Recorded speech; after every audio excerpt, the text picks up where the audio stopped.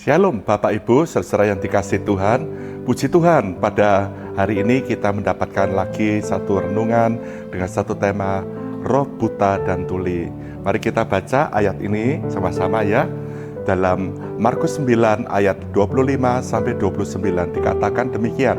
Ketika Yesus melihat orang banyak makin datang berkerumun, ia menegur roh jahat itu dengan keras. Katanya, "Hai kau roh yang menyebabkan orang yang menjadi bisu dan tuli, aku memerintahkan engkau keluarlah daripada anak ini dan jangan memasukinya lagi." Ayat 26, lalu keluarlah roh itu sambil berteriak dan menggoncang-goncang anak itu dengan hebatnya. Anak itu kelihatannya seperti orang mati, sehingga banyak orang berkata, ia sudah mati.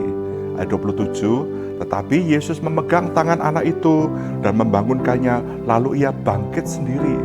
Ayat 28, ketika Yesus sudah di rumah dan murid-muridnya sendiri dengan dia, bertanyalah mereka. Dikatakan dalam ayat ini, mengapa kami tidak dapat mengusir roh itu? Kita baca terakhir 29, jawabnya kepada mereka, jenis ini tidak dapat diusir kecuali dengan berdoa.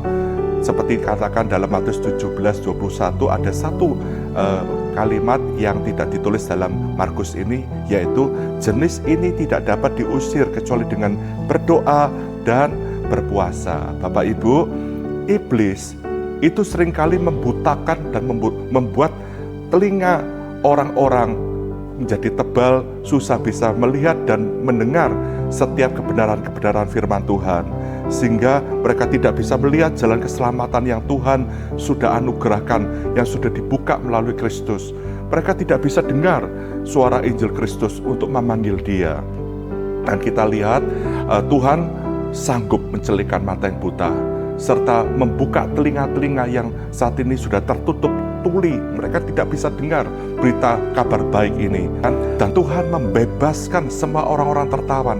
Dan oleh belenggu-belenggu dosa, mereka juga akan dilepaskan dari segala macam tipu daya setan, dari segala kurungan-kurungan, penjara-penjara dosa dan pekerjaan setan. Saudaraku, dikatakan dalam Markus 7:37, ayat ini mengatakan, mereka takjub dan tercengang dan berkata, ia menjadikan segala-galanya baik. Coba saudara lihat, Tuhan selalu ingin mengadakan, menjadikan semuanya itu jadi baik. Ya, beda dengan setan. Setan dia ingin mencuri apa saja dalam hidup banyak orang, termasuk juga anak-anak Tuhan. Damai sejahteranya, sukacitanya, kesehatannya, keuangannya, dan segala-galanya. Dan setan juga akan membunuh, mematikan, memadamkan rohani mereka dan akhirnya membinasakan. Itulah sifat iblis, bapak pembohong. Tetapi Tuhan datang untuk memberitakan kabar baik, untuk menyatakan tahun rahmat Tuhan, menyatakan dan memberikan pembebasan, kelepasan buat orang yang terkurung oleh dosa. Dan Tuhan mencelikan mata yang buta, serta memberikan satu jalan keampunan dosa melalui Kristus Yesus Putranya. Ada jenis-jenis seperti dalam ayat ini diceritakan bahwa ada jenis roh-roh jahat, yaitu roh jahat yang dikatakan roh buta dan tuli. Ini mereka tugasnya, mereka punya satu modus operandi atau semacam target atau strategi di dalam pekerjaannya, yaitu membutakan mata-mata rohani orang. 2 Korintus 4 ayat yang keempat, dan dia juga membuat tuli orang-orang tidak bisa dengar firman Tuhan. Serasa mereka begitu telinganya terlalu berat, mereka tidak bisa terima, hati mereka panas ketika ada orang yang memberitakan Injil keselamatan kepadanya.